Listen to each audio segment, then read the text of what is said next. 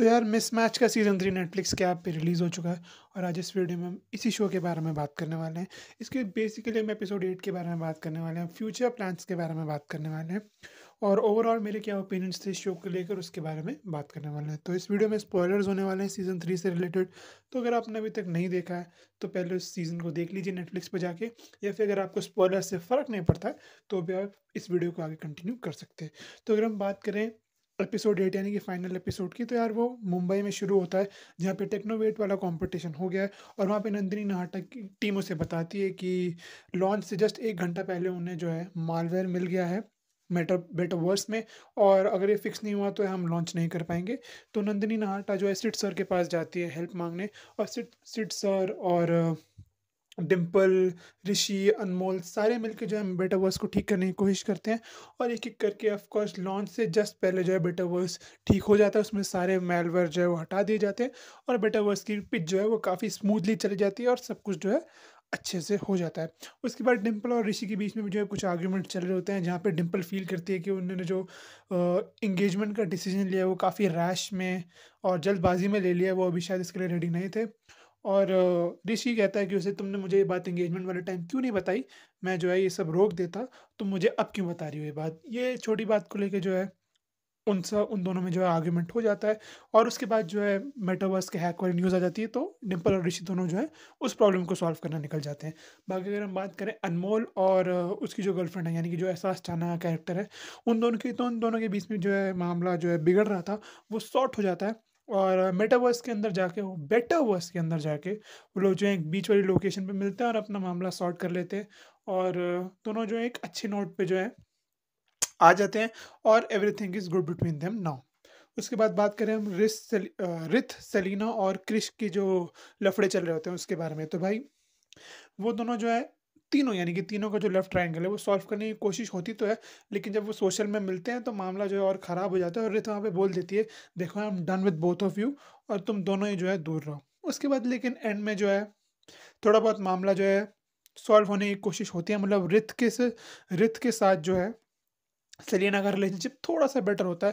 Rich जो है अपने होम टाउन वापस चला जाता है और वो बोलता है कि मैं अपनी मम्मी को अपना सच बताने के लिए जा रहा हूँ और देखता हूँ वो कैसे रिएक्ट करती है। तो सेलिना उसे ऑल द बेस्ट बोलती है और बोलती है कि तुमने एक अच्छी शुरुआत करी है, तो जस्ट गो फॉर इट। उसके बाद हुआ क्या हुआ ये सब नहीं बताया गया। एक थोड़ा-सा ओपन क्लोज़ एंडिंग इन तीनों के ट्रायंगल लेफ्ट ट्रायंगल का जो हमें सिचुएशनशिप दिखाई गई है, उसमें एक ओपन क्लोज़्ड एंडिंग छोड़ दी गई है। और एक चीज़ हमें और दिखाई जाती है कि भाई ऋषि को जो है Nandini Nahata institute of technology से निकाल दिया जाता है, क्योंकि ऋषि जो है सच-सच बता देता है कि उसने डिम्पल को जब वो हैदराबाद में नहीं थी, मेटावर्स का एक्सेस दिया था जो कि स्ट्रिक्टली प्रोहिबिटेड था, अगेंस्ट द प्रोटोकॉल था। तो नंदिनी नाहटा मैम जो हैं वो अपसेट हो जाती हैं इस बात से बहुत ज़्यादा और बोल देती हैं कि तुम जो है एनएनआईटी में डिज़र्व रहना नहीं करते और प्लीज़ एनएनआईटी से दूर रहना, अपनी शक्ल मत दिखाना। उसके बाद ऋषि को भी समझ में आता है कि शायद मैं इस टेक वर्ल्ड के लिए नहीं बना हूँ, ये डिम्पल का ही ड्रीम था। शायद मैं किसी और चीज़ के लिए बना हूँ और मुझे इस चीज़ का पीछा करना अब छोड़ देना चाहिए। तो वो Nandini Nahata institute of technology में वापस नहीं जाने वाला है।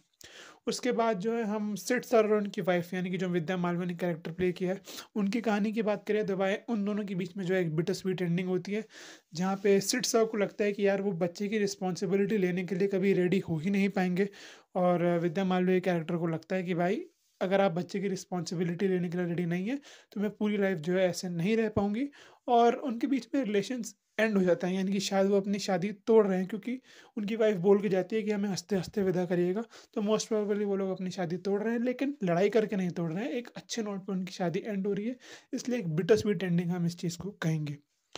और डिम्पल और ऋषि की कहानी की जहाँ तक हम बात करें, वो लोग अपनी रिंग्स जो है एंगेजमेंट रिंग्स वापस दे देते हैं एक दूसरे को और ऋषि कहता है कि हमें ये रिंग्स फेंक देनी चाहिए। तो डिम्पल कहती है नहीं फेंकेंगे नहीं, संभाल के रखेंगे। तो बेसिकली उनके कहने का मतलब ये है कि भाई अभी नहीं, हमने अभी जल्दबाजी कर दी थी, लेकिन जब करेक्ट टाइम होगा, करेक्ट एज होगी, हम तब आराम से एंगेजमेंट करेंगे, शादी करेंगे और अपना रिलेशनशिप आगे लेके जाएँगे। तो मोटे-मोटे यही सब स्टोरीज़ थी जो ऑलमोस्ट कंप्लीट हो गई हैं और वो जो मतलब हैदराबाद में एलएलआईटी वाली जो स्टोरी थी, यानी कि जो ड्रामा वाली स्टोरी थी, वो तो एपिसोड 7 में ही कंप्लीट हो गई थी और मुझे लगता है कि अब इस शो को जो है यहीं पे रोक देना चाहिए।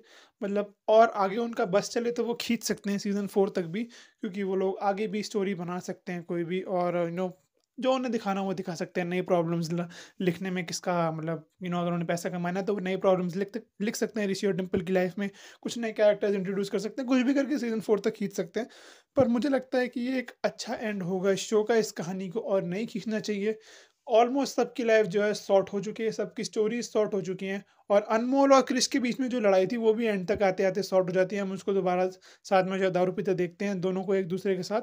और अनमोल जो है अपनी ऐप पे दोबारा काम भी शुरू करने वाला है, और वो अपनी डिसेबल्ड लोगों के लिए एक ऐप बनाना चाहता है। वो भी अपना काम दोबारा शुरू करेगा, तो बेसिकली सबकी कहानी जो है सॉर्ट हो गई है। तो अब मुझे नहीं लगता कि इस शो को आगे खींचने की ज़रूरत है, लेकिन मेकर्स का मन किया कि भाई सीज़न 3 को और भी तगड़ा रिस्पॉन्स मिला जैसे बाकी 2 सीज़न्स को मिला है, तो वो ज़रूर सीज़न 4 लेके आएँगे, क्योंकि नई प्रॉब्लम्स लिखने में उन्हें ज़्यादा तकलीफ होगी नहीं। जैसे उन्होंने 3 सीज़न लिखे, वो एक और सीज़न लिख सकते हैं। आपका क्या विचार है? क्या इसको सीज़न 4 के लिए रिन्यू करना चाहिए, या फिर डिम्पल और ऋषि और बाकी इस मिसमैच की कहानी को जो है यहीं पे रोक देना चाहिए, या फिर नहीं? मुझे कमेंट्स में ज़रूर बताइएगा। अगर आपने सीज़न 3 देख लिया है, तो आपको कैसा लगा? क्या आपको प्रीवियस सीज़न से बेटर लगा या फिर नहीं? ये भी आप मुझे कमेंट्स में ज़रूर बताइएगा।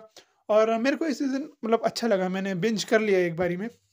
थोड़े ओवर वेस्टर्नाइज़्ड ट्रोप्स इसमें भी हैं, जो हम वोक ट्रोप जिसे आजकल कहते हैं, वो ट्रोप्स हमें इसमें भी देखने को मिलते हैं। लेकिन वो मैंने सीज़न 2 में ही जो है एक्सेप्ट कर लेती है कि भाई इस सीरीज़ में हमें वो देखने को मिलेंगे ही। तो अगर आप उन्हें एक्सेप्ट कर लेते हैं तो एक स्वीट अच्छा खासा टाइम पास शो है। अगर आपको पहले 2 सीज़न्स पसंद आए तो ये भी पसंद आ जाएगा।